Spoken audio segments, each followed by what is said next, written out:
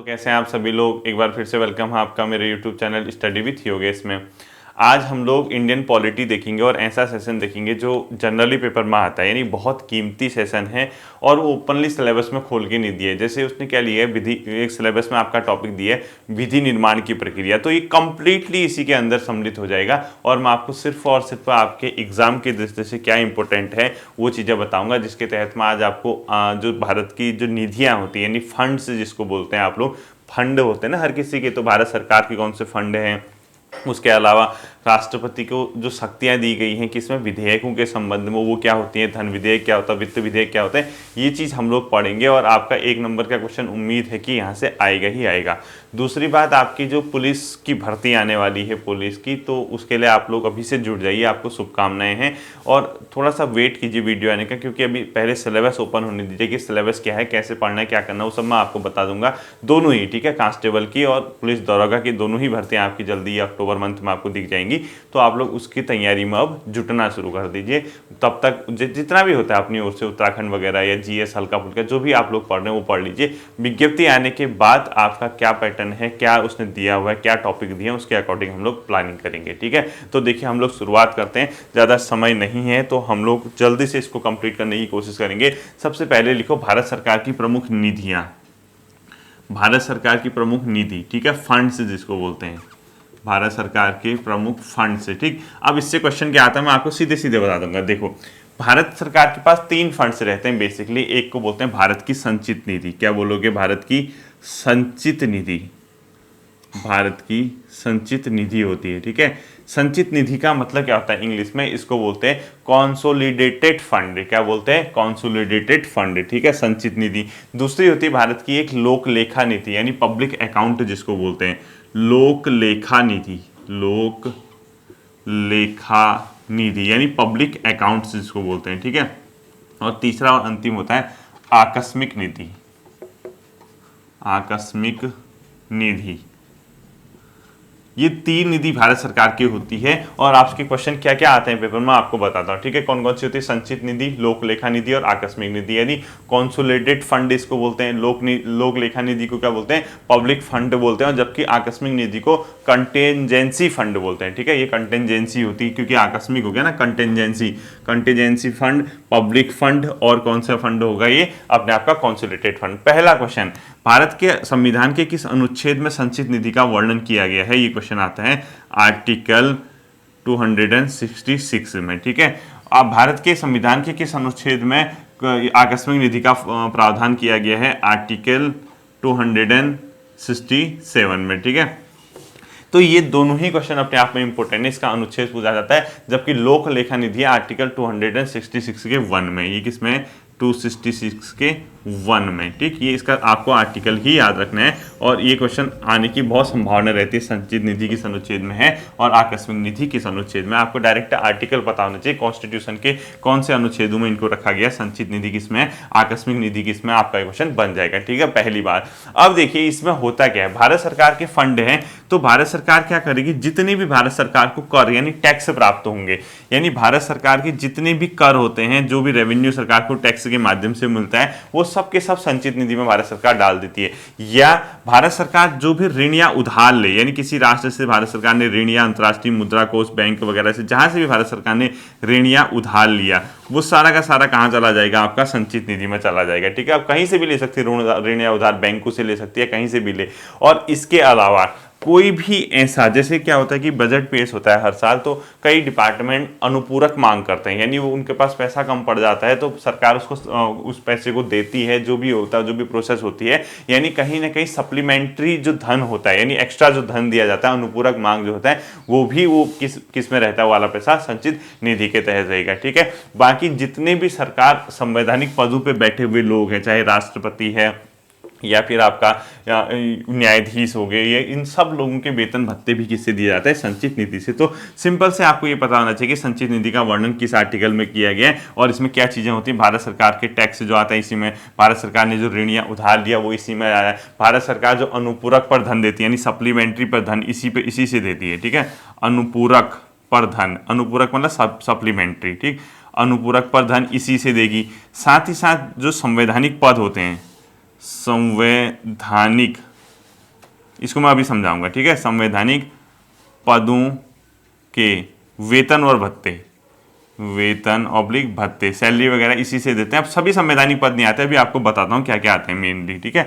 ये अभी इतना समझ लिए। दूसरा आता है लोक लेखा निधि यानी पब्लिक अकाउंट। ये क्या होता है, एक प्रकार का इसमें जनरल यानी सार्वजनिक धन रहता है, यानी पब्लिक का पैसा रहता है। जैसे आप लोगों ने बैंकों वगैरह में पैसा जमा किए, आपने प्रोविडेंट फंड यानी भविष्य निधि वगैरह आपने ले रखी है, या कोई इंदिरा मतलब बचत वो होते हैं, बचत पत्र वगैरह होते हैं, सब इसी के अंदर आते हैं। इस पब्लिक का पैसा है, इसमें बैंक की जमा राशियां, कोई बचत, कोई भविष्य निधि, वो सब इसी के अंदर रहती है। और इसके लिए संसद की मंजूरी नहीं चाहिए होती इसको खर्च करने के लिए, जबकि संचित निधि के लिए संसद की मंजूरी आवश्यक है, ठीक है। इसमें लिख दो संसद की मंजूरी आवश्यक। किस चीज़ के लिए, इसके पैसे को निकालने के लिए, या जो भी इसमें कर रहे हो आप, इसमें चेंजेस कर रहे हो तो संसद की मंजूरी आवश्यक। और इसमें क्या होगा, सार्वजनिक पैसा होगा, यानी पब्लिक का पैसा होगा। लिखो सार्वजनिक धन होता है इसके अंदर। सार्वजनिक धन का मतलब जैसे बैंक जमा राशि होगी आपकी, बैंक जमा, क्योंकि नाम से ही लग रहा है ना, लोक लेखा निधि यानी पब्लिक का पैसा है, तो इसके अंदर कैसा होगा, जैसे बैंकों में जमा राशियां हैं, बचत है आपकी, भविष्य निधि है, बैंक जमा, या कोई सेविंग है आपकी, या प्रोविडेंट फंड है, ठीक है, भविष्य निधि, ये सब का सब पैसा किस में जमा होगा, आपका लोक लेखा निधि के अंदर रहता है। और इसके लिए संसद की मंजूरी आवश्यक नहीं है। देखो संसद मंजूरी आवश्यक नहीं, इससे पैसा निकालने संसद की मंजूरी, पार्लियामेंट की मंजूरी आवश्यक नहीं है इसमें, ठीक है, आवश्यक नहीं है। तीसरा जो आता है आपका, वो आता है आकस्मिक निधि, ठीक है। आकस्मिक निधि का इंग्लिश में क्या मतलब होता है, कंटिजेंसी फंड। इसमें क्या होता है, ये राष्ट्रपति के अंदर रहता है, और कभी कोई आकस्मिकता पड़ जाए, सडनली पैसे की जरूरत है, इसी के पैसा निकाला जाएगा। तो ये किसका होता है, राष्ट्रपति की स्वीकृति, राष्ट्रपति की स्वीकृति, यानी राष्ट्रपति के अधीन रहता है। और इसको कौन रहता यूज करता है, वित्त सचिव, भारत सरकार के वित्त सचिव द्वारा, ठीक है, वित्त सचिव द्वारा इसका प्रयोग किया जाता है। मतलब वो इसका प्रमुख रहता है राष्ट्रपति के अधीन, यानी राष्ट्रपति मेन होता है इसके लिए। और इसमें कैसा पैसा होगा, जिसके लिए भारत सरकार को सडनली पैसा चाहिए, कहीं डिजास्टर आ गया, कहाँ से देगी अचानक से पैसा, ठीक है। तो इस चीज के लिए जो पैसा होता है, ये 3 फंड होते हैं, इसके आर्टिकल और इसके कौन सा पैसा होता है, बाकी आप लोग लोक लेखा निधि में समझ गए, आकस्मिक निधि में समझ गए। और इसमें संवैधानिक पदों के वेतन या भत्ते वगैरह इसमें दिए जाते हैं। कौन से आते हैं मैं आपको अभी थोड़ी देर में समझाता हूँ, ठीक है। तो पहली चीज ये होगी। अब देखो सेकंड जो आज का फैक्ट बनता है, इसको जल्दी से नोट कर लीजिए। भारत के संविधान में विधायी प्रक्रिया यानी जो कानून बनाने की जो प्रोसेस है, वो किन आर्टिकल से किन आर्टिकल तक सम्मिलित है, ठीक है। तो लिखो संविधान में विधायी प्रक्रिया, विधायी मतलब जो कानून बनाने की प्रोसेस है, ठीक है, विधायी प्रक्रिया, ये है आपका आर्टिकल 107 टू 111, ठीक है। ये जो 107 से 111 तक है, इसके अंदर किस चीज का प्रावधान किया गया है, विधायी प्रोसेस, यानी जो कानून बनाने की प्रक्रियाओं का वर्णन किया गया है, इसके अंदर ही वो किया गया है। तो इसको ध्यान रखना है, ठीक है। इसी के तहत क्या बनते हैं, कानून बनते हैं, विधायी प्रक्रिया इसी के अंदर सम्मिलित की जाती है। अब देखना, जब कोई भी कानून बनता है तो सबसे पहले उसके लिए एक बिल लेके आया था, जिसको विधेयक बोलते हैं आप लोग, ठीक है, विधेयक। अब वो विधेयक जो होते हैं, जब तक वो कानून यानी एक्ट नहीं बन जाता, अब एक्ट कैसे बनेगा, जब एक सदन पास करेगा, फिर उसका दूसरा सदन पास करेगा, फिर उसमें राष्ट्रपति के साइन होंगे, तब जाके वो एक्ट बनता है, ठीक है। तो जो विधेयक होते हैं वो बेसिकली 4 प्रकार के आपको विधेयक देखने को मिलेंगे। कितने प्रकार के विधेयक, एक तो होता है साधारण जनरल विधेयक यानी जनरल बिल, साधारण, ठीक। दूसरा आपको जो देखने को मिलेगा वो मनी बिल देखने को मिलेगा, धन विधेयक। तीसरा आपको देखिएगा वित्त विधेयक यानी फाइनेंस बिल, ठीक है, वित्त विधेयक। और अंतिम देखिएगा आपको कॉन्स्टिट्यूशनल अमेंडमेंट यानी संविधान संशोधन विधेयक, संविधान संशोधन विधेयक, ठीक है। तो अब सीधे सीधे बात देखिए, साधारण जो विधेयक होंगे वो जनरल होंगे। धन विधेयक के संबंध में आर्टिकल 110 में प्रावधान किया गया, इसका आर्टिकल बहुत इंपॉर्टेंट है, ठीक है, आर्टिकल 110,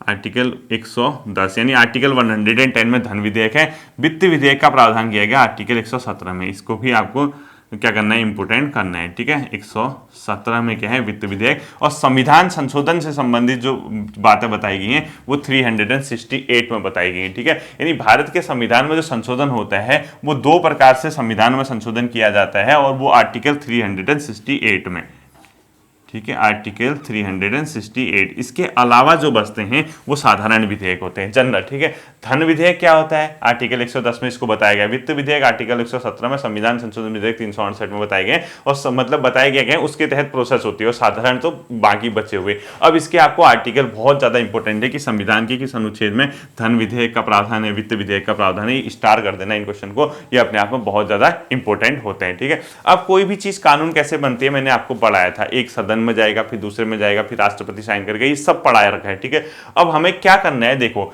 बाई चांस कभी गतिरोध की स्थिति उत्पन्न हो जाती है, यानी कोई बिल पास ही नहीं हो पाता है, जैसे लोकसभा ने पास किया, राज्यसभा ने अड़ंगा लगा दिया, यानी राज्यसभा ने पास किया, लोकसभा ने अड़ंगा लगा दिया, कुछ ऐसी चीजें होती है तो, लेकिन उसको पास करना जरूरी होती है, तो सरकार क्या करती है, दोनों का एक ज्वाइंट सेशन बुला देती है, दोनों का, किसका, लोकसभा प्लस राज्यसभा का। तो जो सरकार का मतलब है, राष्ट्रपति जो है वो क्या शक्ति रखता है अपने आप में, संयुक्त सेशन बुलाने की, यानी ज्वाइंट सेशन बुलाने की शक्ति किसके पास है, राष्ट्रपति के पास। जबकि ज्वाइंट सेशन की अध्यक्षता कौन करता है, लोकसभा का स्पीकर। मोस्ट से मोस्ट इंपोर्टेंट कर देना, संयुक्त अधिवेशन कौन बुला सकता है, क्यों बुलाया जाता है, गतिरोध की स्थिति में। ठीक है, अगर कोई विधेयक पास ना हो रहा हो तब जाके ये बुलाया जाता है, संयुक्त अधिवेशन, ज्वाइंट सेशन इसको इंग्लिश में बोलते हैं।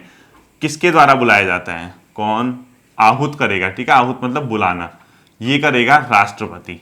यानी भारत के संविधान में राष्ट्रपति को यह शक्ति दी गई कि वो ज्वाइंट सेशन को बुलाएगा, लेकिन इस ज्वाइंट सेशन की अध्यक्षता कौन करेगा, कोई तो चेयरमैन होगा इसका जो अध्यक्ष होगा स्पीकर ऑफ लोकसभा होगा। अध्यक्ष कौन होगा इसका, लोकसभा का स्पीकर, यानी लोकसभा स्पीकर इसकी अध्यक्षता करता है। बहुत इंपॉर्टेंट क्वेश्चन है, और इस संयुक्त अधिवेशन का प्रावधान किया गया है आर्टिकल 108 में, 108 में किसका प्रावधान है, संयुक्त अधिवेशन का। ये तीन के तीन क्वेश्चन इंपोर्टेंट है पेपर की दृष्टि से, कई जगह दिखेगा। संविधान के किस अनुच्छेद में संयुक्त अधिवेशन का प्रावधान किया गया है, संविधान के अनुसार संयुक्त अधिवेशन को कौन बुलाता है, संविधान के अनुसार संयुक्त अधिवेशन की अध्यक्षता कौन करता है, लोकसभा का स्पीकर। और ध्यान देना, ये क्यों बुलाया जाता है संयुक्त अधिवेशन, गतिरोध की स्थिति में। गतिरोध मतलब कभी आपका कोई बिल पास ना हो रहा हो, दोनों में बन नहीं रही हो दोनों सदनों में, तब गतिरोध की स्थिति में। ठीक है, स्थिति में गतिरोध मतलब उनके बीच एक प्रकार का समन्वय नहीं बन पा रहा, उनके बीच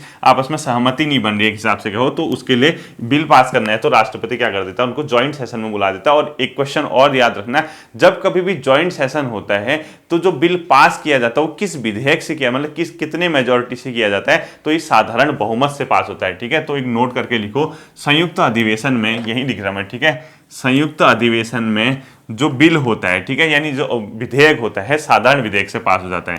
संयुक्त अधिवेशन में विधेयक साधारण बहुमत से पास, साधारण बहुमत से पास। अब आप कहोगे सर ये साधारण बहुमत तो बोल दिया, लेकिन होता क्या है, सिंपल मेजोरिटी। सिंपल मेजोरिटी का मतलब दोनों सेशन आए बैठे, तो इसका क्या मतलब है सिंपल मेजोरिटी का, जितने मेंबर होंगे उससे एक अधिक, यानी 500 मेंबर दोनों सदनों को लेके हुए तो 500 में से उसका आधा करो 250, 250 प्लस 1, 251 सदस्यों ने अगर वोट दे दिया कि हम इसके पक्ष में, तो सिंपल मेजोरिटी यानी आधे से एक अधिक। ठीक है, तो सिंपल मेजोरिटी के ब्रैकेट में लिखो आधे से एक अधिक का, आधे से एक अधिक की सहमति।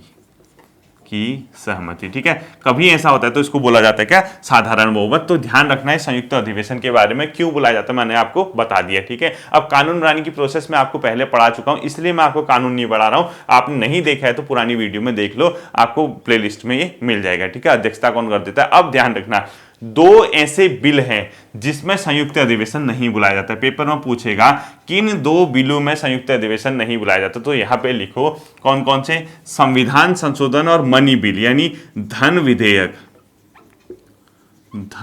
विधेयक व संविधान संशोधन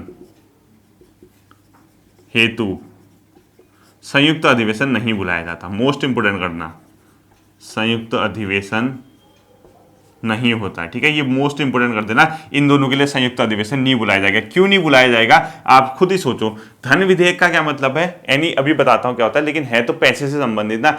अब पैसे का मतलब कौन होगा, टैक्स वगैरह हमारा ही तो पैसा है वो। अब उसमें राज्यसभा का क्या रोल भाई, लोकसभा क्या है, हमारे द्वारा चुनी गई संस्था है, यानी हमारे द्वारा चुने गए लोग लोकसभा में बैठते हैं। तो हमारा जो पैसा है, जो टैक्स वगैरह हम पेड कर रहे हैं, उसको रेगुलेट करना, उस पर कितना टैक्स करना, इस पावर किसकी होनी चाहिए, हमारे द्वारा चुने गए लोगों में। अब राज्यसभा तो हमने चुनी नहीं है वहां के मेंबर को, इसीलिए राज्यसभा को उसके दूर रखा गया है। आपने एक कॉन्सेप्ट हमेशा सुना होगा, नो टैक्सेशन विदाउट रिप्रेजेंटेशन, यानी बिना मतलब हमारे प्रतिनिधित्व के हम कर नहीं देंगे। तो हमारा प्रतिनिधि संस्था कौन सा है, लोकसभा। लोकसभा को इसीलिए पावर दी गई कि वो ज्वाइंट सेशन में धन विधेयक न लाए, नहीं तो अगर दूसरा सदन आ गया, उसकी मेजोरिटी उसमें अच्छे, जो सरकार जिसकी है उसी के सदस्य वहां भी हैं, तो वो तो पास कर देंगे अपने मन से, जबकि हमें क्या मिल रहा है। तो दूसरा संविधान संशोधन विधेयक, इसको भी ज्वाइंट सेशन से दूर रखा गया। क्यों, क्योंकि इसलिए बाई चांस कोई सरकार आई, उसको लोकसभा में तो बहुमत है लेकिन राज्यसभा में बहुमत नहीं है, ठीक है, मेजोरिटी नहीं है, तो उसको पता है कि दूसरे सदन में तो पास होना नहीं है हमारा बिल। अब उसने क्या किया, लोकसभा में उस बिल को पास कर दिया और उसमें अपनी मनमर्जी से, अब संविधान में संशोधन करने का ये मतलब होता है कि आप तो पूरे स्ट्रक्चर को भी चेंज कर सकते हो, आपने मर्जी से चेंज कर दोगे। तो इसीलिए इसको दोनों सदनों में अलग अलग पास होना बहुत जरूरी है। संविधान संशोधन विधेयक को ज्वाइंट सेशन नहीं बुलाया जा सकते ताकि आप अपनी मनमर्जी के अनुसार संविधान को न ढालें, ठीक है। पता लगा आपका लोकसभा में बहुमत है, राज्यसभा में नहीं है, आप दोनों को एक कर दिया। अब दोनों को एक करके आपको पता है कुछ ही मेंबर हमारे राज्यसभा में हमारा सपोर्ट करेंगे, जब साथ हम बैठेंगे तो ये हमारे पक्ष में संविधान में संशोधन में भी हाथ खड़ा कर देंगे कि हम पक्ष में हैं। तो ऐसा काम नहीं किया जाएगा ताकि अपने अकॉर्डिंग आप संविधान न डाल सको। तो इन दोनों बिलों को आप लोगों ने क्या रखा है, ज्वाइंट सेशन से अलग रखा है। मोस्ट इंपोर्टेंट क्वेश्चन है, ध्यान रखना। धन विधेयक और संविधान संशोधन विधेयक क्या होते हैं, ये अपने आप में ज्वाइंट सेशन से इसको दूर रखा गया है, ठीक है। अब देखो अगला जो आता है आपका हेडिंग, वो लिखिए धन विधेयक। आखिर धन विधेयक होता क्या है, इतना तो मैंने आपको समझा दिया और आपके क्वेश्चन बनते रहेंगे। आप आज पेपर लूसेंट वगैरह जो भी करते हो, जिससे भी आप लोग पढ़ लो, इसमें एक बार चेक कर लेना कि आपके क्वेश्चन बन रहे नहीं बन रहे, ठीक है। तो देखो अगला लिखो, धन विधेयक क्या होता है। धन विधेयक, मनी बिल, ठीक है, इसको बोलते हैं मनी बिल। यह है आर्टिकल 110 में, इसका आर्टिकल भी आपसे पेपर में पूछता है। आर्टिकल 110 में किस चीज का प्रावधान किया गया, धन विधेयक का प्रावधान किया गया, ध्यान रखना है, ठीक है।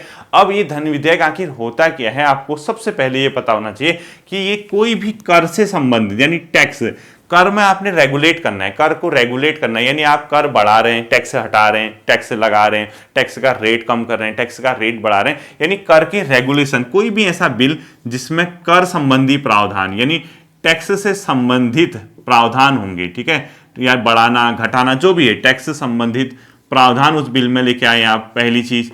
इसके अलावा आपने एक चीज कही, आपने कही एक काम करते हैं हम, किसी जैसे हमने किसी राष्ट्र से धन ले रहे हैं, पैसा उधार ले रहे हैं, उसके लिए कोई ना कोई कानून तो बनाया होगा ना, किस तरीके से हम, तो कोई ना कोई प्रोटोकॉल होगा, कोई ना कोई कानून होगा जिसके तहत हम धन लेते हैं, यानी कोई कानून बनाया गया होगा। उस कानून में अगर आप चेंजेस कर रहे हैं, यानी धन उधार लेने वाले कानून में परिवर्तन, धन उधार लेने वाले कानून में परिवर्तन, ठीक है, कानून में आप लोगों ने क्या कर दिया, परिवर्तन कर दिया। हमने कहा कि हम इसमें चेंज करना चाह रहे हैं। इसके अलावा क्या हो सकता है अपने आप में, मतलब या इसमें परिवर्तन या संशोधन, जो भी आप लोग कहना चाह रहे हैं, ठीक है। इसके अलावा क्या हो सकता है, कोई भी अलग, जैसे संचित निधि है, आकस्मिक निधि है, उससे आप पैसा निकाल रहे हैं, उसमें जमा कर रहे हैं, ठीक है। जो मैंने आपको दो फंड बताए थे, संचित प्लस आकस्मिक, आकस्मिक निधि में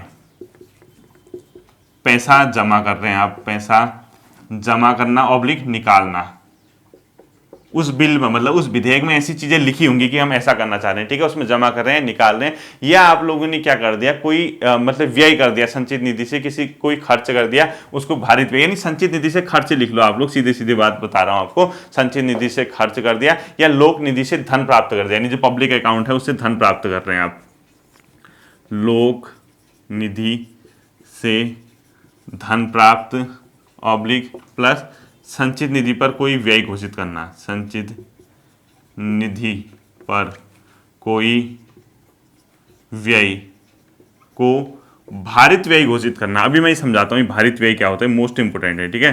भारित व्यय घोषित करना आदि, इस टाइप की जो चीजें हैं, अगर कोई बिल लेके आए हो आप विधेयक, उसमें ये प्रावधान दिए गए, तो इसका सीधा सीधा मतलब वो कैसा बिल हो गया, धन विधेयक। आपने कहा हम जीएसटी को इतना कर रहे हैं, आपने कहा हम ये टैक्स की रेट कम कर रहे हैं, इस प्रकार के जितने भी बिल आते हैं आप लोग सबके सब क्या कहेंगे, उसको धन विधेयक के अंदर आएंगे। देखिए होंगे। कर संबंधी प्रावधान, आपने टैक्स बढ़ा दिया, टैक्स घटा दिया, तो ऐसा कोई प्रावधान या रिमूव कर रहे हो या रेट कर रहे हो, कम कर रहे हो, बढ़ा रहे हो, धन विधेयक होगा। आपने कोई धन उधार लेने वाला जो कानून है उसमें परिवर्तन कर रहे हो, आप संशोधन कर रहे हो, उसको रेगुलेट कर रहे हो, वो धन विधेयक होगा। आपकी जो कंसोलिडेटेड फंड है या आपकी जो दूसरी निधि है, दोनों निधियों से अगर आपने पैसा जमा कर दिया, उसको निकाल रहे हो, तो ऐसा बिल अगर लेके आए हो सदन में, तो वो धन विधेयक है। आप लोगों ने लोक लेखा निधि से धन प्राप्त किया, वो आपका क्या है, अपने आप में धन विधेयक है। या अगर कोई चीज संचित निधि, जो आपको पहली फंड बताए थे, उससे जो खर्च होने वाला है, उसमें अगर आपने किसी खर्च को भारित व्यय घोषित कर दिया, ये भारित व्यय को स्टार करना, मैं आपको अभी थोड़ी देर में समझाता हूं कि भारित व्यय क्या होता है। तो ऐसे सारे विधेयक क्या होता है, धन विधेयक के अंदर आएंगे। और बाई चांस इसके अलावा कोई चीज ऐसी है जो समझ नहीं आ रही कि धन विधेयक है या नहीं है, उसका निर्धारण कौन करता है, लोकसभा स्पीकर करता है। तो सीधे सीधे लिखो, एक क्वेश्चन मोस्ट इंपोर्टेंट है, कोई विधेयक धन विधेयक है या नहीं, इसका निर्धारण कौन करता है। कोई विधेयक धन विधेयक है या नहीं, इसका निर्धारण, इसको डिसाइड कौन करेगा, लोकसभा का स्पीकर, लोकसभा स्पीकर। कोई विधेयक धन विधेयक है या नहीं, इसका निर्धारण कौन करता है, अगर आपसे पूछता है तो लोकसभा का स्पीकर। मोस्ट इंपोर्टेंट कर देना, लोकसभा स्पीकर क्या करता है, धन विधेयक के निर्धारण को करता है। और ध्यान रखना, धन विधेयक राज्यसभा में प्रस्तुत नहीं किया जाएगा, केवल लोकसभा में प्रस्तुत किया जाता है। इसको लिखो, केवल लोकसभा में प्रस्तुत, लोकसभा में प्रस्तुत किया जाएगा, ठीक है। दूसरे सदन में इसको प्रस्तुत नहीं किया जाता है। अब आप कहोगे सर दूसरे सदन की क्या पावर है, दूसरे सदन में जा सकता है, जैसे लोकसभा में प्रस्तुत किया, इसने पास कर दिया लोकसभा में, दूसरे सदन में जाएगा, लेकिन दूसरे सदन के पास कुछ ऑप्शन ही नहीं है। मैक्सिमम 14 डेज दूसरे सदन को यानी राज्यसभा को दिए गए हैं, वो इस पर कार्यवाही करे, और कार्यवाही भी कुछ नहीं करना होता, उसको पास ही करना होता है, ना वो संशोधन कर सकती है, ना वो रिजेक्ट कर सकती है। बाई चांस 14 दिनों तक राज्यसभा ने इस विधेयक पर कोई काम नहीं किया तो उसको पास माना जाएगा, ठीक है। तो इसमें लिखो, यदि राज्यसभा द्वारा 14 दिनों तक, ये भी बहुत ज्यादा पेपर में आता है, कितने दिनों तक, ठीक है, 14 दिनों तक मनी बिल यानी धन विधेयक पर कार्यवाही नहीं तो स्वतः पास माना जाएगा, ठीक है। तो स्वतः पास माना जाएगा, पास माना जाएगा, यानी धन विधेयक क्या माना जाएगा, पास माना जाएगा कि दूसरे सदन में। अब कार्यवाही का ऐसा मतलब नहीं कि उसमें चेंजेस करे, चेंजेस करने का राइट ही नहीं है, ठीक है। मतलब ये माना जाएगा कि आप लोगों ने उस पर काम कर लिया है, आपको ना उसमें संशोधन का अधिकार है, ना वापस करने का, ना रिजेक्ट करने का। आप सीधे सीधे उस पर क्या करोगे, 14 दिन तक कर दिया, या तो पास ही करना है, ऑप्शन ही नहीं है, संविधान ने दिया ही नहीं ऑप्शन। तो ये आपका धन विधेयक के बारे में हो गया, ध्यान रखना है, ठीक है। इसको अब राष्ट्रपति भी इसको अस्वीकृत नहीं कर सकता, इसको भी ध्यान रखना है, यानी राष्ट्रपति इसको अस्वीकृत नहीं कर सकता। तो एक पॉइंट है इसमें और लिख दो, राष्ट्रपति इस विधेयक को अस्वीकृत नहीं कर सकता है, ठीक है। राष्ट्रपति को भी मजबूरी है कि वो इसको पास करे, राष्ट्रपति अस्वीकृत नहीं कर सकता, अस्वीकृत नहीं कर सकता इस विधेयक को। ध्यान रखना है इसको, किस विधेयक को, धन विधेयक को। ये भी आपके पेपर में पूछा जाता है। तो याद आ गया होगा आपको धन विधेयक के बारे में, आर्टिकल 110 है, केवल लोकसभा में प्रस्तुत होता है, राज्यसभा इसको 14 दिनों के अंदर अगर कार्रवाई कर ली तो कर ली, नहीं भी करी तो पास माना जाएगा। राष्ट्रपति इसको अस्वीकृत नहीं कर सकता है, केवल लोकसभा में इसको प्रस्तुत किया जाता है। इस विधेयक का निर्धारण कौन करता है कि धन विधेयक है या नहीं, ये करता है लोकसभा का स्पीकर करता है, इसको ध्यान रखना है, ठीक है। अब देखो एक अगला पॉइंट आता है, जो राष्ट्रपति होता है उसके पास जब ये विधेयक जाते हैं, क्योंकि मैंने आपसे क्या कहा, कोई चीज कानून बनती है तो पहले वो एक सदन में जाएगी, फिर वो दूसरे सदन में जाएगी, दोनों से पास होगी तो राष्ट्रपति उस पर साइन करेगा, तो उसके बाद वो कानून बन जाता है, नहीं लॉ बन जाता है, ठीक है। तो जब राष्ट्रपति के पास जाते हैं तो राष्ट्रपति के पास 3 ऑप्शन रहते हैं, और उसका वर्णन किया गया आर्टिकल 111 में। तो लिखो, राष्ट्रपति की विधेयकों के संबंध में शक्ति, बिल के संबंध में, ठीक है, विधेयकों के संबंध में स्थिति क्या होगी, ये कौन बताता है, आर्टिकल 111, आर्टिकल 111 बताता है, ठीक है। 111 तो राष्ट्रपति क्या कर सकता है, या उसको स्वीकृत करेगा, जैसे दोनों सदनों ने पास कर दिया, या उसको राष्ट्रपति साइन कर देगा, या उसको पुनर्विचार के लिए भेजेगा, पुनर्विचार के लिए, ठीक है, या उसको क्या कर देगा, वो अपने पास रख देगा, ठीक है। कोई कार्यवाही नहीं करेगा, यानी अपनी टेबल पे रख देगा। अगर राष्ट्रपति कोई कार्यवाही नहीं करता है, अपने पास ही रख देता है, इसी को बोलते हैं पॉकेट वीटो, पॉकेट वीटो। क्या बोलते हैं इसको, पॉकेट वीटो बोलते हैं, ठीक है। इसको बोला जाता है पॉकेट वीटो, यानी राष्ट्रपति ने अगर किसी विधेयक पे कोई काम ही नहीं किया, ना साइन किया, ना पुनर्विचार के लिए भेजा गया, अपनी टेबल पे रख दिया, उसको बोलते हैं पॉकेट वीटो। पुनर्विचार के बाद अगर संसद ने उस पर बिना किसी संशोधन के उसको दोबारा राष्ट्रपति को भेज दिया तो राष्ट्रपति को उसको क्या करना होता है, पास करना होता है। पहली कंडीशन तो ये होगी, ये समझ जाओगे आप, इतना ही आपको यहाँ पे से समझना है, ठीक है। अब देखो एक नया टर्मिनोलॉजी आता है, वार्षिक वित्तीय विवरण क्या होता है। वार्षिक मोस्ट इंपोर्टेंट कर देना है, ठीक है, हवा में मत पढ़ना। वार्षिक वित्तीय विवरण जो शब्द है ये हम लोग संविधान यूज करता है किस चीज के लिए, बजट के लिए। जो आप लोग बजट बजट बोजट बजट कहते हैं ना, उसको संविधान में वार्षिक वित्तीय विवरण कहा गया है और उसका प्रावधान किया गया आर्टिकल 112 में। ये भी आपको याद रखना है, आर्टिकल 112 में। तो अगर क्वेश्चन पूछता है भारत के संविधान में बजट को किस रूप में मतलब प्रस्तुत किया गया है, वार्षिक वित्तीय विवरण कहा गया और उसको वर्णन किस अनुच्छेद में, आर्टिकल 112 में। इसको भी आप लोगों ने ध्यान रखना है, ठीक है। संविधान संशोधन विधेयक मैंने आपको बता दिया था और आप लोग इसको जानते हैं। अब देखना एक और चीज टर्मिनोलॉजी आती है, विशेष बहुमत। ये विशेष बहुमत क्या होता है, स्पेशल मेजोरिटी। ये भी मैंने आपको बताया था, ये थ्योरेटिकल क्वेश्चन में आ सकता है आपका कि विशेष बहुमत से आप क्या समझते हैं, ठीक है। विशेष बहुमत क्या होता है मैं आपको पहले भी बता चुका हूँ। सिंपल मेजोरिटी क्या थी, जो अभी थोड़ी देर पहले बताई। सिंपल मेजोरिटी में क्या होता है, जितने सदस्य होंगे उसके आधे से एक अधिक की क्या होगी, सहमति होगी, तो उसको बोलते हैं सिंपल मेजोरिटी। और जो अगला आता है आपका वो आता है विशेष बहुमत, ठीक है। विशेष बहुमत क्या होता है, देखिए विशेष बहुमत, इसमें क्या होगा, स्पेशल मेजोरिटी। इसमें क्या होगा, सपोज आपके सिंपल सा एग्जांपल समझना है, ठीक है। यानी आपके दो सदन में टोटल बाय चांस 500 मेंबर हैं। कितने मेंबर हैं, 500 मेंबर टोटल है किसी सदन में, ठीक है। सपोज लोकसभा मान ले, एग्जांपल मान रहे हैं हम, ठीक है। तो जब कोई बिल लेके आओगे विशेष बहुमत में क्या होगा, इस 500 के आधे से एक अधिक सदस्य, यानी आधे से एक अधिक सदस्य 251 हुआ, फिर इतने का क्या होना चाहिए आपका, मतलब पक्ष यानी समर्थन, इतने का समर्थन होना चाहिए। प्लस जिस दिन उस विधेयक को प्रस्तुत किया गया है, यानी आज विधेयक को प्रस्तुत किया गया है, तो उस दिन अब सब मेंबर तो होंगे ही नहीं, 500 के 500 मेंबर बैठे तो नहीं होंगे। कोई छुट्टी गया होता, कोई विदेश में घूमने गया होता, कोई अपने पार्लियामेंट्री क्षेत्र में होगा, कोई बिजी होगा, कोई बीमार होगा, कोई शादी वगैरह में व्यस्त होगा, कोई पार्टी किसी का बर्थडे होगा, सब तो प्रेजेंट नहीं रहते हैं। तो जिस दिन विधेयक को पास किया गया यानी लाया गया सदन में, उस दिन जितने मेंबर थे, सपोज उस दिन कितने मेंबर है, 300 मेंबर है, ठीक है। तो इस मेंबर का 2/3 यानी इसका 2/3 यानी 2/3 सदस्य अगर उसके पक्ष में है तो उसको बोलते हैं विशेष बहुमत। तो क्या लिखोगे विशेष बहुमत, सदन के कुल संख्या के आधे से अधिक, सदन के कुल संख्या के आधे से अधिक तथा वोटिंग के दिन उपस्थित व मतदान देने वाले सदस्यों का 2/3 सदस्यों का समर्थन ही विशेष बहुमत कहलाता है। यानी आधे से एक अधिक, हाफ प्लस 1 प्लस बड़ा वाला प्लस लगा दिया, ठीक है। जिस दिन वोटिंग हो रही है यानी मतदान वाले 2/3 सदस्य, ये होता है स्पेशल मेजोरिटी, ठीक है। ये तो टोटल सदस्यों का आधे से एक ज्यादा का समर्थन होना ही होना चाहिए। अब जिस दिन वोटिंग हो रही है उस दिन जितने उपस्थित थे यानी प्रेजेंट थे जिस दिन, उसका 2/3, ठीक है। यानी उपस्थित का 2/3, उपस्थित का 2/3, ठीक है। ये आप लोगों का क्या होता है, विशेष बहुमत होता है, स्पेशल मेजोरिटी होती है, ठीक है। अगली चीज देखिए आप लोगों को क्या समझनी है, क्या आती है आप लोगों की, ठीक है। यहां से क्वेश्चन, ये मुझे लगता नहीं कि आपको हर कोई समझा पाएगा जो मैं आपको समझा रहा हूं, और हर कोई बता भी नहीं पाएगा कोई क्या होता है। देखो एक चीज कई पेपर में आपको, लुसेंट में भी आपको दिखेगा जब आप एमसीक्यू करेंगे, संचित निधि पर भारित व्यय लिखो, एक टर्मिनोलॉजी, ठीक है। संचित निधि यानी जो भारत की कंसोलिडेटेड फंड होता है, संचित निधि पर, शब्द ऐसा ही लिखना है, ठीक है, पर भारित व्यय, जैसा मैंने लिखा है वैसा। दूसरा संचित निधि से व्यय, संचित निधि से व्यय, ठीक है। दोनों टर्मिनोलॉजी को लिखना है आपने।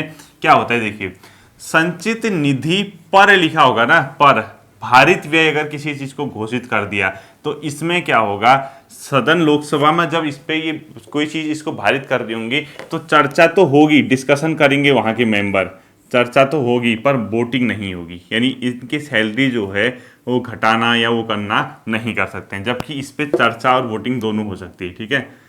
चर्चा भी हो सकती है और मतदान भी हो सकता है। अब आपको मैं बताता हूँ, देखो मतदान भी हो सकता है। होता क्या है, भारत सरकार का फंड है भाई, वहां से पैसा ही तो यूज करेंगे या पैसा इंक्लूड करेंगे, पैसा निकालेंगे, खर्च करने के लिए तो होगा वो पैसा, ऐसा तो होगा नहीं उसका कोई यूज ना, ब्याज मिलेगा, सेविंग रख रहे हैं, ऐसा नहीं है। खर्च ही तो करेंगे ना। अब देखो भारत सरकार ने या पार्लियामेंट ने जिस निधि, संचित निधि पर जिस खर्च को, जिस एक्सपेंडिचर को भारित व्यय घोषित कर दिया, बोला कि राष्ट्रपति की वेतन, भत्ते, परिलब्धियां, ये सारी चीजें हम संचित निधि पर भारित घोषित करते हैं। जिस दिन भारित घोषित हो गया, आप डिस्कशन तो कर लोगे राष्ट्रपति की सैलरी पे, क्या करोगे, राष्ट्रपति की सैलरी पे चर्चा करोगे, उस पर वोटिंग नहीं कर सकते कि इसको कम करो, ठीक है। ये है इसका मतलब। जैसे पार्लियामेंट ने कोई मतलब कानून बनाया और उसने क्या कहा, हम लोग एक काम करते हैं, सर्वोच्च न्यायालय के जो न्यायाधीश हैं उनका जो सैलरी है, उनका जो पेंशन है, उसको हम जो कॉन्सुलेटेड फंड है उस पर भारित घोषित कर देते हैं। तो कानून बना, वो घोषित हो गया। नेक्स्ट सेशन आया, सदन बैठा, सदन इस पर अब क्या नहीं कर सकता है, मतदान नहीं कर सकता कि इसको यहाँ से हटाओ या इसकी सैलरी कम करो, ऐसा नहीं, क्योंकि वो तो भारित हो चुका है, उस पर सिर्फ डिस्कशन हो सकता है। लेकिन कोई अदर खर्च हैं, संचित निधि से जो व्यय है उस पर आप चर्चा भी कर सकते हो, मतदान भी, और खर्च होगा, ठीक है। आपको यार ज़्यादा हो रहा है, इतना नहीं करना चाहिए सरकार ने, हम वोटिंग करते हैं, जिसका पक्ष होगा, अगर लोग कहेंगे कटौती करो, काट देंगे, बढ़ाओ कहेंगे बढ़ा देंगे, जो भी जैसा पक्ष है, ठीक है।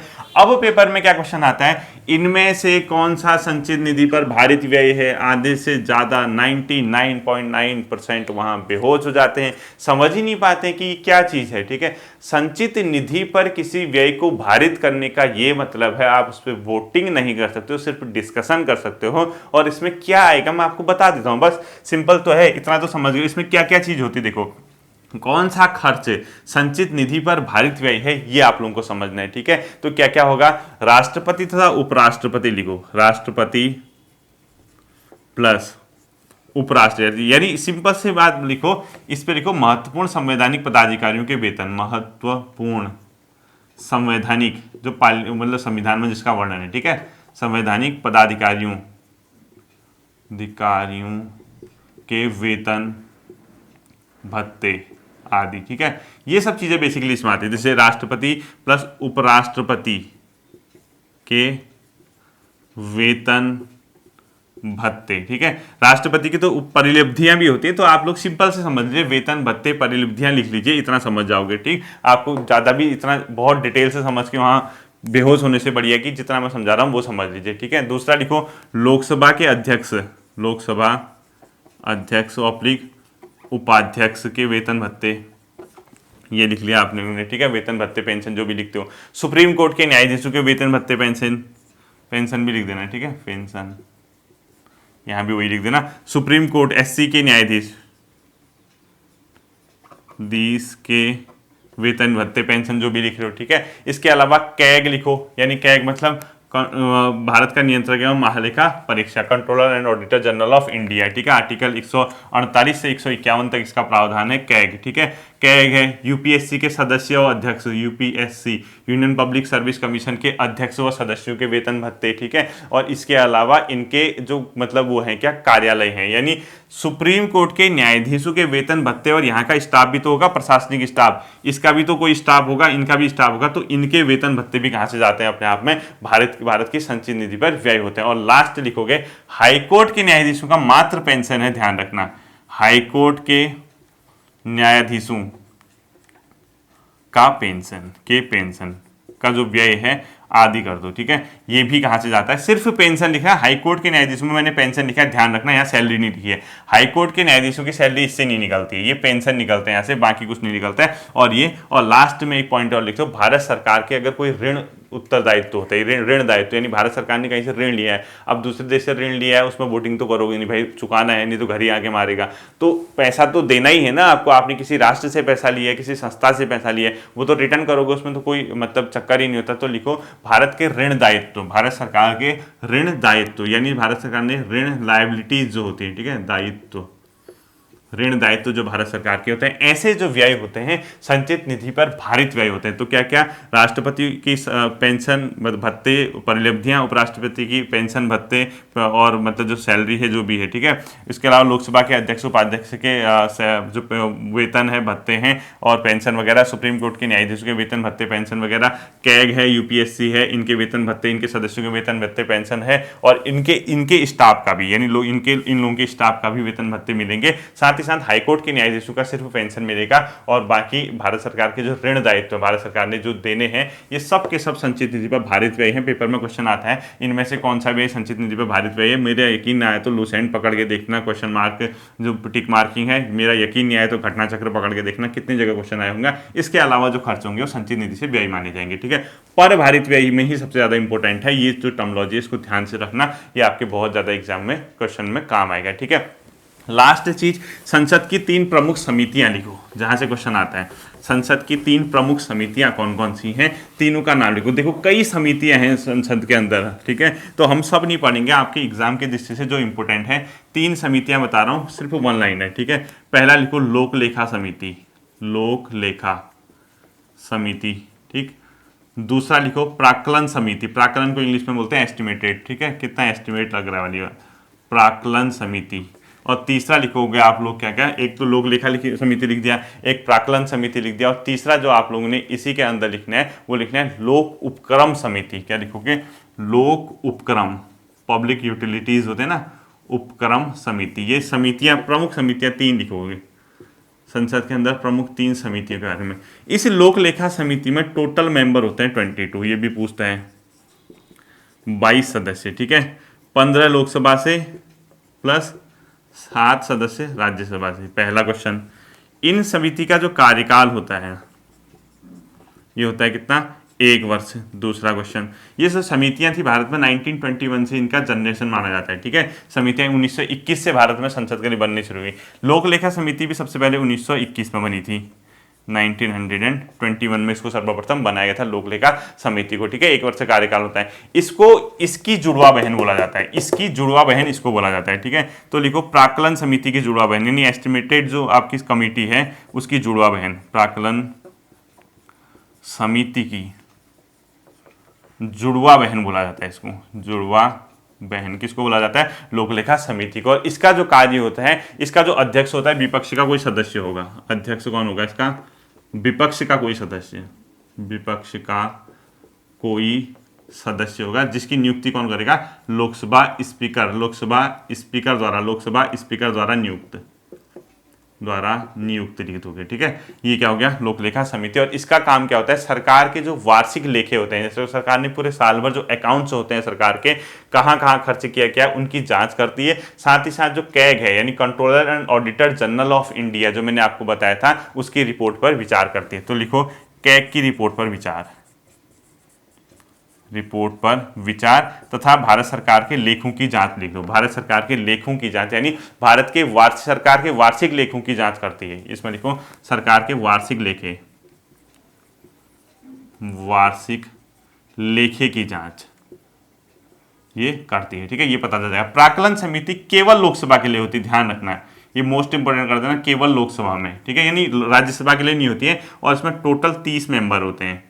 टोटल कितने होंगे, 30, सभी क्या होंगे लोकसभा से, क्योंकि ये क्या है लोकसभा में। ठीक है, केवल लोकसभा 30। और इसका जो मेन होता है, ये सबसे पहले 1950 में बनी थी स्वतंत्रता के बाद, इसको स्थायी मितव्ययिता समिति भी कहते हैं। ठीक है, 1950 में बनी थी, जॉन मथाई की सिफारिश पे बनी थी, ये ध्यान रखना। इसको स्थायी मितव्ययिता समिति भी कहते हैं। मितव्ययिता मतलब इसका मेन काम क्या होता है, सरकार के खर्चों को कंट्रोल, यानी फालतू खर्चा नहीं करना चाहते हैं, उसके लिए ये समिति बनाई जाती है। स्थायी मितव्ययिता समिति लिख दो इसको, स्थायी मितव्ययिता समिति। मितव्ययिता मतलब फालतू खर्चा नहीं। ठीक है, इसको स्थायी मितव्ययिता समिति भी बोला जाता है। ठीक है, इतना ही आपको ध्यान रखना है। तीसरा आता है लोक उपक्रम समिति। इसमें क्या होता है, 22 मेंबर होते हैं टोटल, उसी की तरह 22, कहाँ से, 15 लोकसभा से प्लस 7 राज्यसभा से। जो लोक उपक्रम समिति है, जो पब्लिक यूटिलिटीज होती है, सरकारी उपक्रम होते हैं, जैसे LIC है, फूड कॉर्पोरेशन ऑफ इंडिया है, एयर इंडिया है, इनके क्या करती है, लेखों की जांच करती है, इनके अकाउंट्स की जांच करती है। और सरकार की जो कंपनियां हैं, जो सरकारी कंपनियां, उसके क्या करती है, अकाउंट की जांच करती है। तो लोक उपक्रम समिति आप लोग समझ गए होंगे। इसमें क्या होगा, LIC, एयर इंडिया, या आपका फूड कॉर्पोरेशन ऑफ इंडिया आदि, या सरकारी कंपनियां, ठीक है, इनके लेखों की जांच लिख दो, इन लोगों के लेखों की क्या करती है, जांच करती है। इतना आप लोगों को समझना है, बाकी नहीं समझना है। पढ़ना होगा तो पढ़ते रहना, आपके एग्जाम की दृष्टि से जो इंपॉर्टेंट है वो मैंने आपको बता दिया है। ठीक है, फिर मिलते हैं आप लोगों के साथ अगले सेशन में। इसको रिवाइज कीजिए, कल भी आपकी पॉलिटी की ऐसी बहुत तेज वाली क्लास आएगी, ये फैक्ट आपके समझ में आए होंगे। Thank you.